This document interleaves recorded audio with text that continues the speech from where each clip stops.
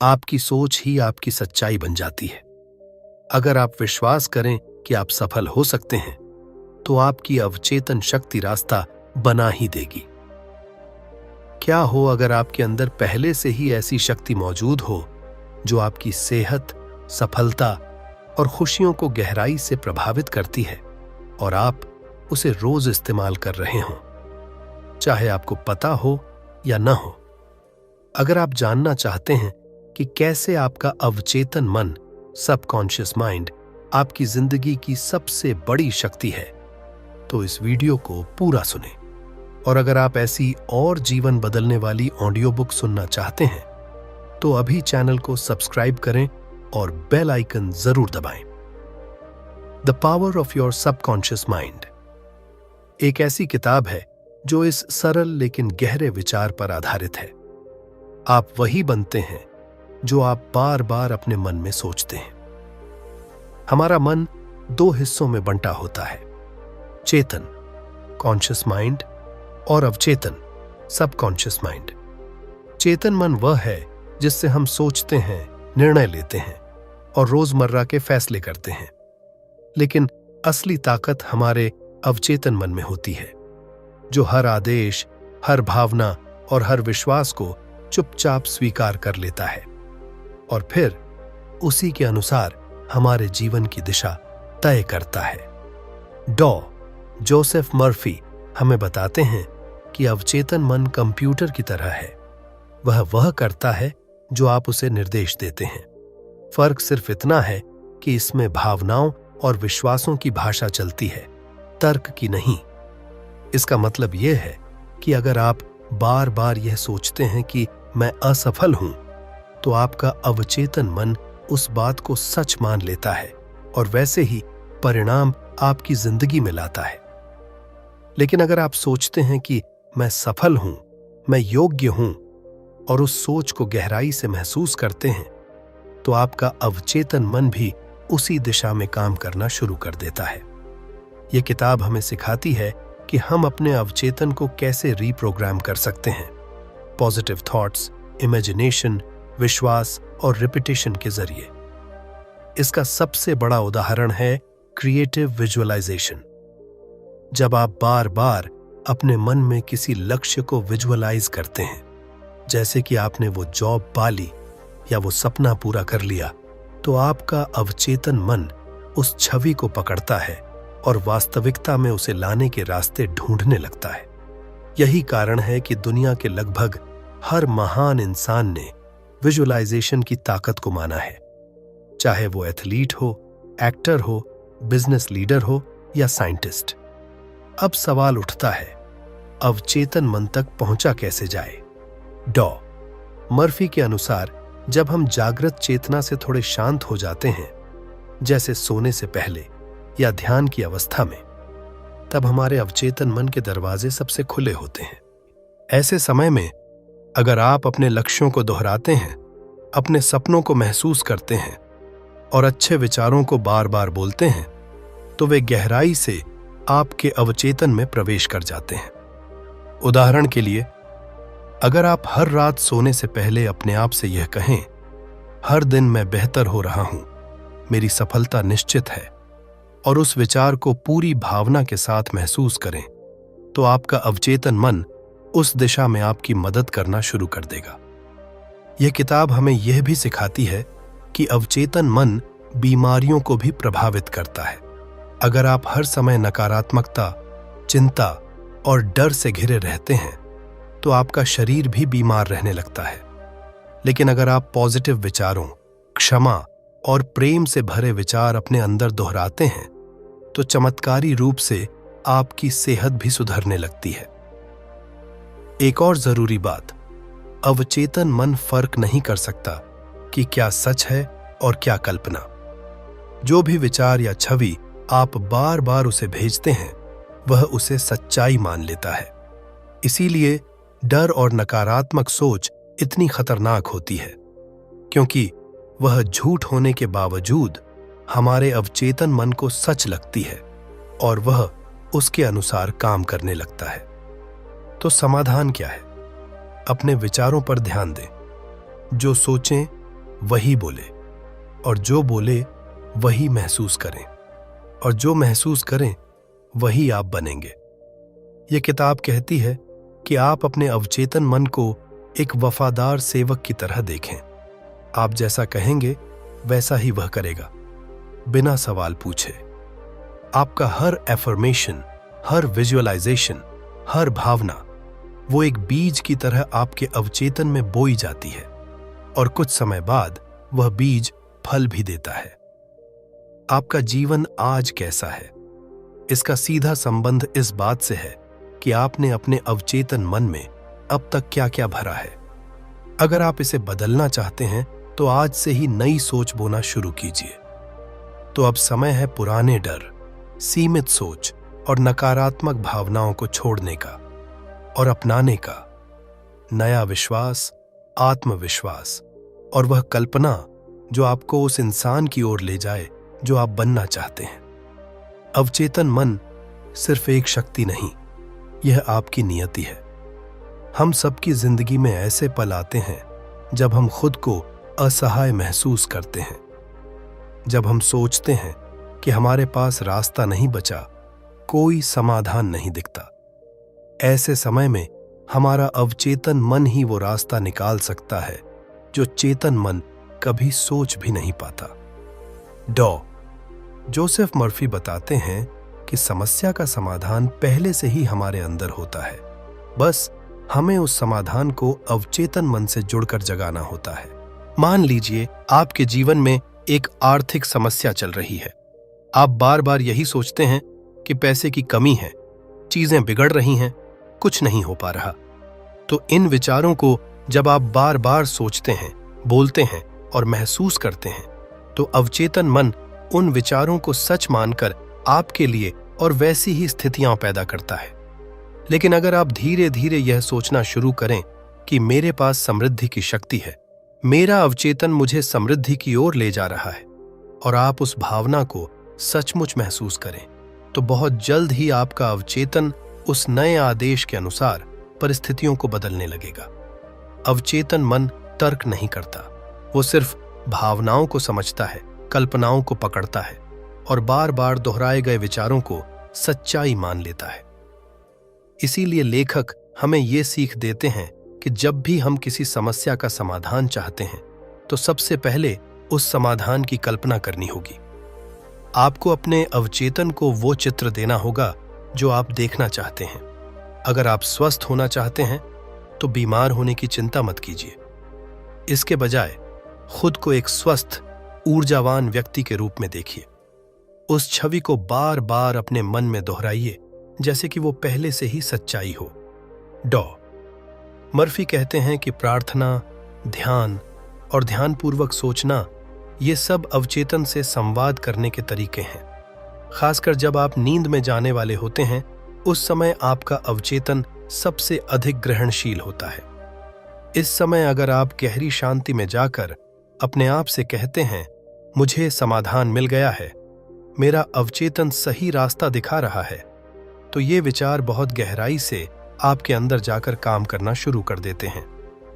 अवचेतन मन की सबसे बड़ी खासियत यह है कि ये कभी नहीं सोता। आप चाहे जाग रहे हों या सो रहे हों, यह हमेशा आपके लिए काम करता रहता है। इसका मतलब है कि आप अपने जीवन को सिर्फ अपनी नींद के समय भी बदल सकते हैं, बशर्ते आप जानें कि सोने से पहले क्या सोचना है, क्या महसूस करना है। एक और बहुत जरूरी बात जो इस किताब में बताई गई है वो यह है कि अवचेतन मन में डर और विश्वास दोनों एक ही ताकत के साथ काम करते हैं। फर्क सिर्फ इतना है कि डर आपको गिराता है और विश्वास आपको ऊपर उठाता है। अगर आप किसी चीज से डरते हैं, जैसे नौकरी छूटने का, बीमारी का, अपमान का, और उस डर को बार बार महसूस करते हैं, तो अवचेतन मन उसे भी सच्चाई की तरह पकड़ लेता है और आपको उस दिशा में धकेल देता है। इसीलिए लेखक कहते हैं कि डर के खिलाफ लड़ो मत, बस उसे छोड़ दो।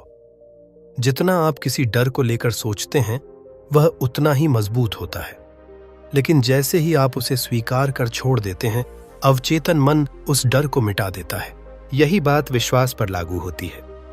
जब आप अपने अंदर गहराई से विश्वास करते हैं कि आप ठीक हैं, सुरक्षित हैं, समर्थ हैं, तो ये विश्वास आपकी हकीकत बन जाती है। अवचेतन को बदलने के लिए आपको सिर्फ एक चीज चाहिए, दृढ़ निश्चय और भावना। जब भी आप कोई विचार दोहराएं तो केवल शब्दों को मत बोलिए, उसे महसूस कीजिए, उसकी तस्वीर बनाइए। कल्पना कीजिए कि आपकी समस्या पहले से ही हल हो चुकी है और उस राहत, उस खुशी को अपने दिल में महसूस कीजिए।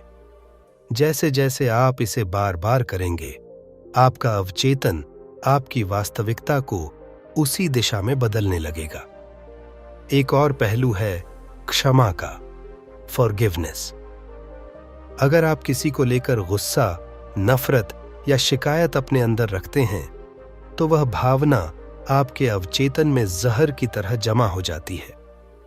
यह जहर न सिर्फ आपकी मानसिक स्थिति को बिगाड़ता है, बल्कि आपके शरीर और आपके भाग्य को भी प्रभावित करता है। डॉ मर्फी जोर देते हैं कि हर दिन खुद को यह याद दिलाइए, मैं सबको क्षमा करता हूं, मैं शांति और प्रेम से भरा हूं।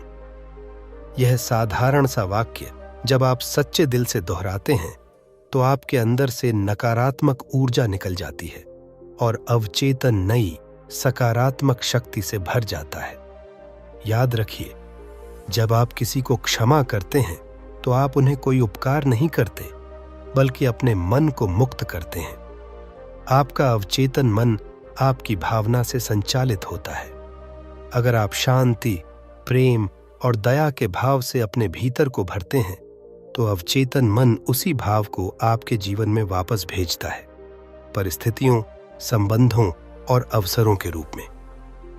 किताब यह भी कहती है कि शब्दों में बहुत ताकत होती है। आपके बोले गए शब्द आपके अवचेतन में बीज की तरह जाते हैं। इसलिए हमेशा सोच समझकर बोलिए, अपने बारे में अच्छा बोलिए, दूसरों के लिए भी सकारात्मक सोचिए। चाहे कोई परिस्थिति कैसी भी हो, अपने शब्दों और भावनाओं से खुद को शक्ति दीजिए, न कि कमजोरी। डॉ मर्फी के अनुसार अगर आप प्रतिदिन 15-20 मिनट अपने अवचेतन मन के साथ संवाद करें, प्रार्थना के माध्यम से, ध्यान के माध्यम से, विजुअलाइजेशन के माध्यम से, तो धीरे धीरे आपका पूरा जीवन बदल सकता है। यह किताब हमें सिखाती है कि हम सभी के अंदर एक अमूल्य खजाना है, बस हमें उसे जगाना आना चाहिए। हमारा अवचेतन मन सिर्फ एक विचार संग्रहालय नहीं है, बल्कि यह वह शक्ति है जो हमारे जीवन की दिशा तय करती है। इस भाग में हम विस्तार से समझेंगे कि हमारा अवचेतन मन कैसे काम करता है, कैसे यह हमारे स्वास्थ्य, संबंधों और सफलता को प्रभावित करता है, और हम इससे कैसे संवाद कर सकते हैं। जब आप सोते हैं, जब आप ध्यान में होते हैं, जब आप अकेले होते हैं, तब आपका चेतन मन चुप हो सकता है, लेकिन आपका अवचेतन मन लगातार काम करता रहता है। यह सांस चलाता है, हार्ट बीट नियंत्रित करता है, पाचन को संभालता है और शरीर की तमाम प्रक्रियाओं को चलाता है। लेकिन इसके अलावा यह आपकी सोच, आदतों और विश्वासों के अनुसार आपकी जिंदगी का भविष्य भी तय करता है। मान लीजिए, अगर आप बार बार खुद से कहते हैं कि मैं कभी सफल नहीं हो सकता या मुझे तो किस्मत ने धोखा दिया है, तो यह विचार आपके अवचेतन मन में बैठ जाते हैं और फिर अवचेतन मन ऐसी परिस्थितियां पैदा करने लगता है जो इन नकारात्मक विचारों को सही साबित कर दें। ठीक उसी तरह अगर आप हर दिन खुद से कहते हैं कि मैं योग्य हूं, मैं सफलता का पात्र हूं और हर दिन मेरे लिए नए अवसर लेकर आता है, तो आपका अवचेतन मन ऐसे अनुभव और अवसर आपके जीवन में आकर्षित करता है जो इन सकारात्मक विचारों को साकार करते हैं। अवचेतन मन सिर्फ मानसिक नहीं, बल्कि शारीरिक स्वास्थ्य को भी प्रभावित करता है। चिकित्सा विज्ञान में इसे साइकोसोमैटिक कहा जाता है, यानी मानसिक विचारों का शारीरिक बीमारी पर असर। उदाहरण के लिए, अगर कोई व्यक्ति लगातार चिंता करता है कि उसे कैंसर हो जाएगा तो उसका शरीर धीरे धीरे उसी बीमारी के लक्षण प्रकट करने लगता है। दूसरी तरफ अगर कोई अपने आप को हर दिन स्वस्थ और ऊर्जावान मानता है तो उसका शरीर उसी तरह प्रतिक्रिया देने लगता है। दुनिया भर में कई शोध इस बात की पुष्टि कर चुके हैं कि पॉजिटिव अफर्मेशन से न सिर्फ मानसिक स्वास्थ्य सुधरता है बल्कि शारीरिक स्वास्थ्य में भी चमत्कारी परिवर्तन होते हैं। अवचेतन मन हमारे संबंधों में भी भूमिका निभाता है। अगर आपके अवचेतन में यह विश्वास बैठा हुआ है कि लोग धोखा देते हैं या कोई मुझसे सच्चा प्यार नहीं करेगा, तो आप बार बार ऐसे ही अनुभवों की ओर आकर्षित होंगे।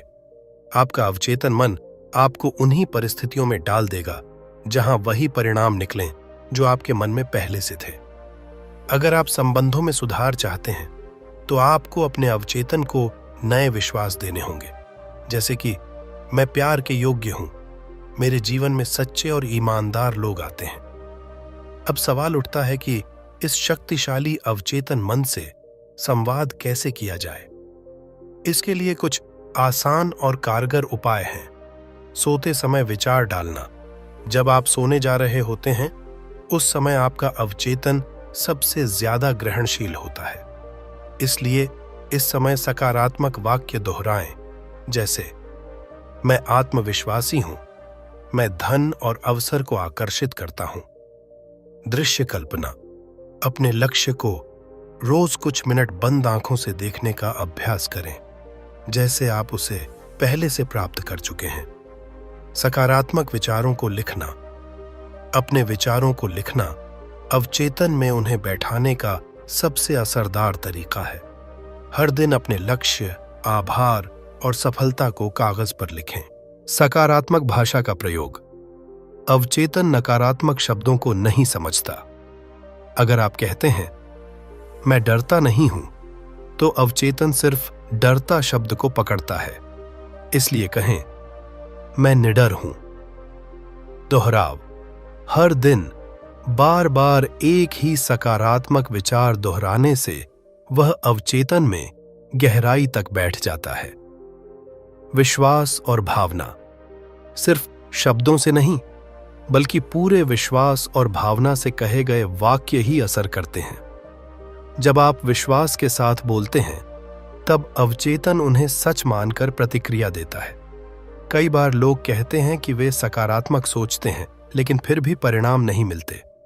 इसका कारण है पुराने गहरे बैठ चुके नकारात्मक विश्वास।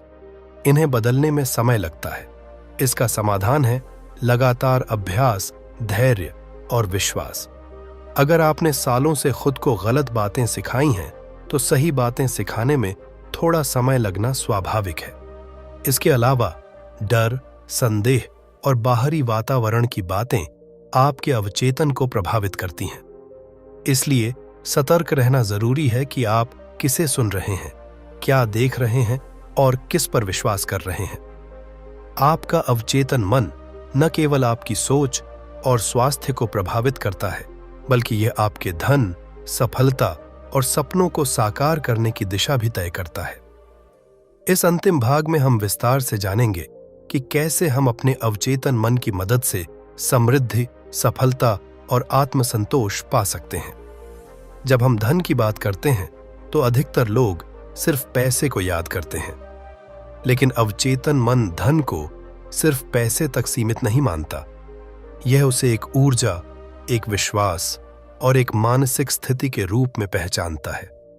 अगर कोई लगातार यह सोचता है कि पैसा कमाना कठिन है या मैं गरीब ही रहूंगा, तो यह विचार उसके अवचेतन मन में बैठ जाते हैं। परिणाम स्वरूप वह व्यक्ति बार बार ऐसी परिस्थितियों में फंसता है जहां पैसे की कमी बनी रहती है। इसके विपरीत, अगर आप सोचते हैं कि धन मेरी ओर स्वाभाविक रूप से आता है या मैं समृद्धि का पात्र हूं, तो आपका अवचेतन इन विचारों को पकड़ लेता है और आपके आसपास ऐसे अवसर पैदा करता है जहां आप वास्तव में अधिक समृद्ध होने लगते हैं। यह कोई जादू नहीं है, यह ऊर्जा, विश्वास और चेतन अवचेतन समन्वय का परिणाम है। जब आप पूरी भावना, स्पष्टता और नियमितता से किसी लक्ष्य की कल्पना करते हैं तो आपकी चेतन शक्ति उस लक्ष्य की ओर कार्रवाई करना शुरू करती है और अवचेतन शक्ति उन संसाधनों को खींच लाती है जिनकी आपको जरूरत है। विज्ञान भी इस बात की पुष्टि करता है। न्यूरोप्लास्टिसिटी के सिद्धांत के अनुसार जब हम किसी विशेष सोच या कार्य की लगातार पुनरावृत्ति करते हैं तो हमारे मस्तिष्क में नए न्यूरल नेटवर्क बनते हैं जो नई आदतों और प्रतिक्रियाओं को जन्म देते हैं। अगर हम हर दिन अपने अवचेतन को समृद्धि, विश्वास और सफलता से जोड़ते हैं तो हमारा मस्तिष्क और शरीर उसी अनुसार ढलने लगता है। यहाँ कुछ अभ्यास दिए गए हैं जो आपको इस दिशा में मदद कर सकते हैं।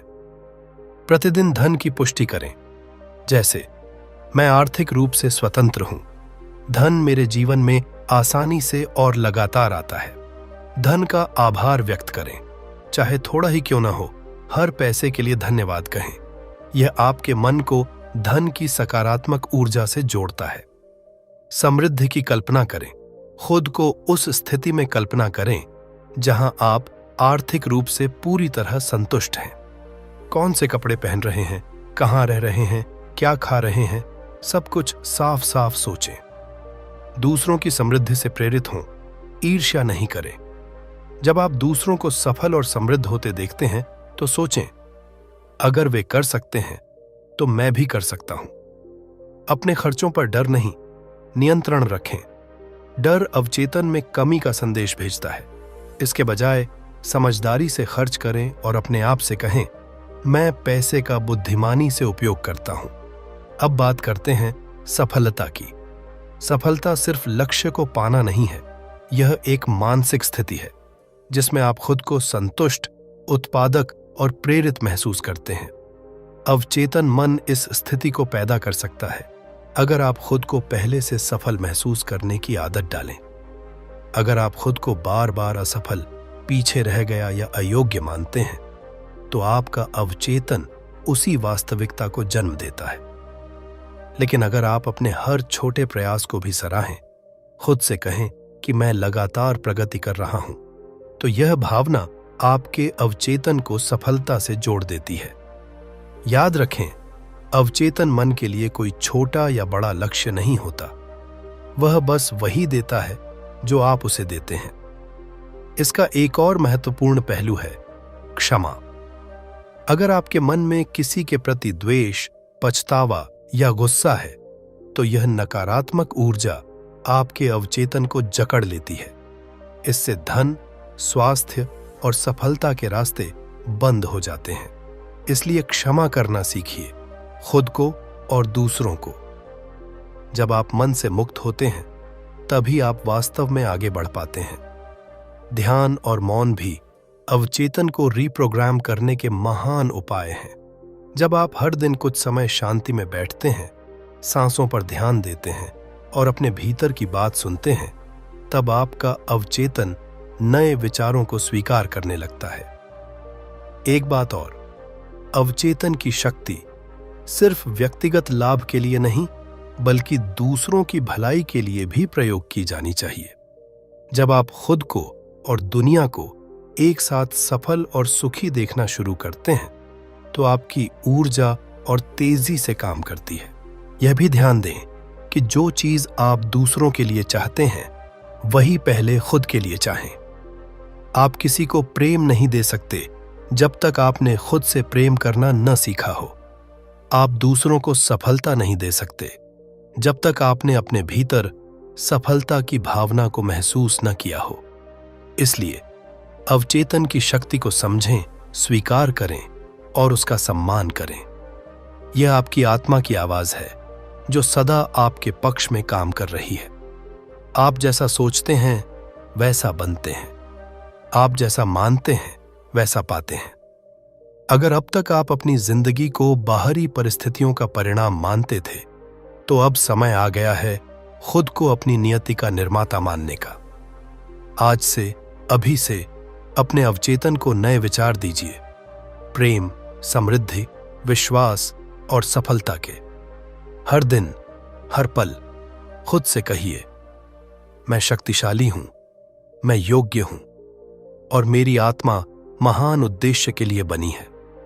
अगर आपको इस किताब का यह सार पसंद आया हो तो कृपया चैनल को सब्सक्राइब करें और घंटी दबाएं ताकि ऐसे ही जीवन बदलने वाले ऑडियो बुक्स और प्रेरक कंटेंट आपको समय पर मिलता रहे।